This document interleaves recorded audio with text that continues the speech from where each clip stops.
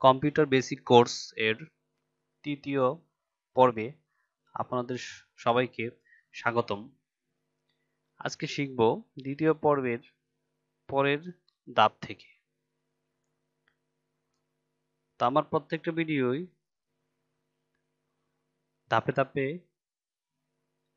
দেখাচ্ছি, তাই আশা করছি আপনারা প্রথম থেকে আমার ভিডিওগুলো দেখবেন, তাহলে আশা করি অনেক কিছু শিখতে পারবেন।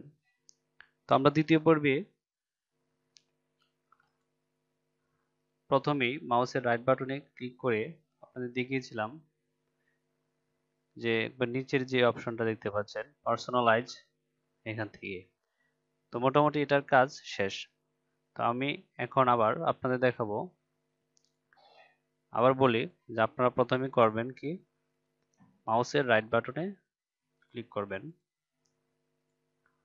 ক্লিক করার পরে এরকম একটা ইন্টারফেস আসবে। তো আসার পর একেবারে দেখেন উপরে একটা অপশন দেখা যাচ্ছে, দেখেন এখানে কি লেখা আছে, ভিউ। তো ভিউতে লেখাটার উপর আমরা মাউসের কার্সরটা নিলেই দেখতে পাবো, দেখেন এরকম দেখতে পাবো ভিউ। তারপর এই পাশে দেখেন কি লেখা আছে, large icon, medium icon, small icon. তো এই তিনটার কাজ আমরা আগে দেখি। এই তিনটা মূলত হচ্ছে, আমি দেখাচ্ছি যে আপনারা এখানে যেই আইকনগুলো দেখতে পাচ্ছেন, এই যে এখানে, ঠিক আছে, এই আইকনগুলোকে আপনারা চাইলে ছোট করতে পারবেন, মিডিয়াম করতে পারবেন, আবার কি করতে পারবেন, এগুলোকে অনেক বড়ও করতে পারবেন এই আইকনগুলোকে, এই যে এই আইকনগুলোকে। তো যাই হোক, আবার দেখাচ্ছি, মাউসের রাইট বাটনে ক্লিক করে ভিউতে মাউসের কার্সরটি রাখবেন। তো দেখেন প্রথমে উপরে দেওয়া আছে লার্জ আইকন, তো আমরা লার্জ আইকনে ক্লিক করে দেব। দেখেন ক্লিক করার পর এই আইকনগুলো কত বড় দেখাচ্ছে, ঠিক আছে, লার্জ হয়ে গেছে। তো আবার মাউসের রাইট বাটনে ক্লিক করে ভিউতে গিয়ে এখন যাব 2 নাম্বার অপশনটা, যেটা দেখেন এই যে 2 নম্বর অপশনটা মিডিয়াম আইকন, এই মিডিয়াম আইকনে ক্লিক করে দেব। দেখেন এই আইকনগুলো কি হয়ে গেছে, মিডিয়াম হয়ে গিয়েছে, ঠিক আছে। তো আবার যদি আমরা আগের মতোই যাই, গিয়ে দেখব তৃতীয় নাম্বার যে অপশনটা দেয়া আছে, দেখেন স্মল আইকন, এখানে আমরা ক্লিক করে দিব। দেখেন এখন যে আইকনগুলো দেখাচ্ছে এটি কি ছোট দেখাচ্ছে, স্মল দেখাচ্ছে, ঠিক আছে। তো এইগুলো আমাদের মাউসের রাইট বাটনে, দেখেন আবার মাউসের রাইট বাটনে ক্লিক করার পর যে ভিউ এর এখানে কার্সরটা রাখার পর যে অপশনটা আসছে, large icon, medium icon, small icon, এই তিনটার কাজ, ঠিক আছে। তো আবার দেখি এখানে নিচে কিছু অপশন আছে, দেখেন auto arrange icon, align icon to, যাই হোক এখানে এই দুইটা দেখানোর প্রয়োজন মনে করি না, তারপরে এটা আপনারা ইচ্ছে করলে দেখতে পারবেন, তেমন দরকার নেই এটা, এই দুইটার, ঠিক আছে। তো এটা দেখার প্রয়োজন না এই দুইটা। এখন দেখবো আমরা এখানে show desktop icon, show desktop, gadgets, হুম তার মধ্যে আমরা দেখাবো শো ডেস্কটপ আইকন। তো শো ডেস্কটপ আইকন বলতে আমরা কোনটা বুঝাতে চাইতেছি, দেখেন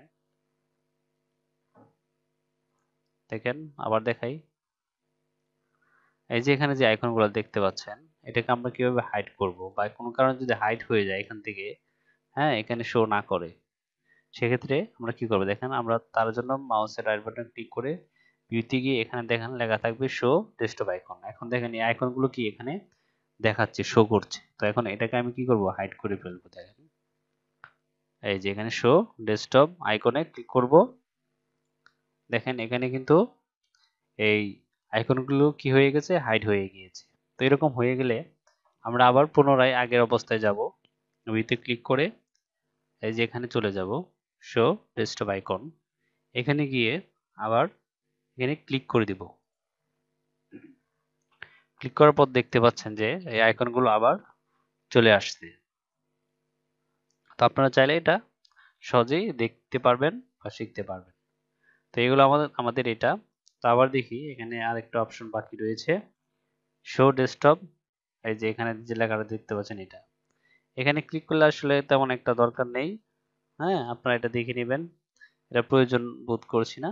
তো তারপর দেখাবো শর্ট বাই। তো শর্ট বাই যদি ক্লিক করি, দেখবেন এখানে name, size, item type, date, modified. তো এখানে যে অপশনটা আসছে এগুলোর কাজ কি? তার জন্য শর্ট বাই ক্লিক করলে বা মাউসের কার্সরটি রাখলে এরকম 4টা অপশন আসবে। এখন আপনাদের আগে দেখাই, যে মনে করেন এখানে যেটা সিরিয়াল বাই সিরিয়াল দেয়া রয়েছে, এটাকে যদি আমি এখানে আনি, মানে এলোমেলো করে দেই, দেখেন এরকম এলোমেলো করে দেই। হুম এলোমেলো গুলোকে কিভাবে একসাথে নিয়ে আসবেন, আবার কোনটার পরে কোনটা সিরিয়াল করে নিয়ে আসবেন। আপনি চাইলে যেটার সাইজ, হ্যাঁ, বড় বা যেটা সাইজ আগে থাকার কথা সেটা সেই অনুযায়ী চলে আসবে। বা আপনি যেই ফোল্ডারটা যেভাবে গুছানো রাখতে চান, যেটা আগে থাকার কথা সেটাও নিয়ে আসতে পারবেন। তার জন্য আবার কি করতে হবে, মাউসের রাইট বাটনে ক্লিক করে শর্ট বাই, হ্যাঁ, শর্ট বাই মাউস কার্সরটা রেখে এখন যদি আমরা এখানে নেম, দেখেন নেমের জায়গায় ক্লিক করে দিই, তাহলে কিন্তু এই যে এলোমেলো যে অপশনগুলো আছে এগুলো একত্রিত হয়ে যাবে, কিন্তু এখানে যে নামটা আগে আসার কথা সেই নামটা চলে আসবে। তাহলে দেখি এখানে আবার ক্লিক করি, এই যে দেখেন, সরি, হ্যাঁ এটা দেখেন নেম, দেখেন এখানে কিন্তু সিরিয়াল ভাবে চলে আসছে, আর যেগুলো এলোমেলো ছিল এগুলো চলে আসছে। ঠিক আছে, এটা চলে আসলো। তো আবার আমরা এটা ক্লিক করব, শর্ট বাই ক্লিক করে এখন যদি দেখেন সাইজে ক্লিক করি, সাইজ, দেখেন সাইজ লেখা আছে, দেখেন এটা কিন্তু সাইজ বাই সাইজ চলে আসছে, প্রত্যেকটি কি সাইজ বাই সাইজ চলে আসবে। আবার যদি দেখি, দেয়া আছে কি আইটেম টাইপ, তো দেখেন কোনটার পরে কোন আইটেমটা আছে, কোন আইকনটা আছে সেটা চলে আসবে। তো আপনারা দেখলেই বুঝতে পারবেন। তো এরকম এরকম পরে আছে ডেট মডিফাইড, এটাও দেখে নেবেন, একটার পর একটা এভাবে চলে আসবে। আচ্ছা, তারপরে দেখা যাক, এখানে দেখেন তারপর কি রয়েছে, রিফ্রেশ। এই রিফ্রেশটা আমি আগে বুঝিয়েছি, এটা আপনারা দেখবেন এভাবে কয়েকবার রিফ্রেশ করে নিলে কম্পিউটার চালু হওয়ার পরে তাহলে কম্পিউটার গতিটা কিছুটা বেড়ে যায়, কাজ করতে সুবিধা হয়। তো এটা আপনারা করে নেবেন। আচ্ছা, তারপর আমরা চলে যাব, দেখেন এখানে আমার এখানে দেখাচ্ছে আনডু ডিলেট। এখানে যদি কোনো ফাইল বা এখান থেকে মনে করেন কোনো কিছু আমি ডিলিট করে দিই, হুম এটা এখানে ক্লিক করলে দেখবেন ওইটা কি ফাইলটা ডিলিট হয়ে গেছে। আবার যদি চাই নিয়ে আসতে, তাহলে কি নিয়ে আসতে পারবো। দেখেন এই রিসাইকেল বিনের ভিতরে এটা চলে আসছে, এই যে এইগুলো আমি ডিলিট করে দিয়েছিলাম, এগুলো আবার চলে আসছে। দেখায় আপনাদের আবার, দেখেন এখন এই যে রিসাইকেল বিনে যদি ক্লিক করেন, ক্লিক করার পর দেখেন এখানে কতগুলো, হ্যাঁ, ইয়া দেখা যাচ্ছে, আমি যে ফোল্ডারগুলো এই কম্পিউটার থেকে ডিলিট করেছিলাম এটা কিন্তু রিসাইকেল বিনে চলে আসছিল। এটা নিয়ে আমি আর একটা ভিডিও দেখাবো, আপনারা চাইলে দেখে নিতে পারেন। যাই হোক, এরপর দেখেন নিউ, নিউতে যদি আমরা ক্লিক করি, এখানে দেখেন অনেকগুলো অপশন দেখা যাচ্ছে, ফোল্ডার, শর্টকাট, হ্যাঁ, এরকম অনেকগুলো অপশন আপনারা দেখতে পারবেন। তো প্রথমেই আমি যদি নিউতে ক্লিক করি, দেখেন একটা ফোল্ডার দেখাচ্ছে। তো এই ফোল্ডারটা আসলে কিসের জন্য করা হয়, দেখেন আমি আগে ক্লিক করে একটা ফোল্ডার তৈরি করি, দেখেন এখানে একটা ফোল্ডার হয়ে গেছে। তো আপনারা চাইলে আপনারা অনেক সময় দেখা গেলো একটা পিকচার, বা কারো ফটো বা আপনার নিজের ফটো, হ্যাঁ, এই ফোল্ডারে রেখে দিতে চাইলে এখানে রাখতে পারবেন, বা এমএস ওয়ার্ড বা যে কোনো একটা ফাইল এখানে আপনি চাইলে রাখতে পারেন। দেখেন মনে করেন আমি এখানে এমএস ওয়ার্ডের যে ফাইলটা, এটা আমি কি করতে পারি, এখানে এই মাউসের লেফট বাটনে ধরে ক্লিক করে এখানে যদি আমি এটার উপর ছেড়ে দেই, তাহলে কি এটা এভাবে ভিতরে চলে যাবে। বা মনে করেন এখানে ফাইলটা আবার এনে আমি দেখাচ্ছি আপনাদের, এই ফাইলটা যদি আবার আমি এখানে রেখে মনে করি যে এখান থেকে আমি অন্য সিস্টেমে নেব।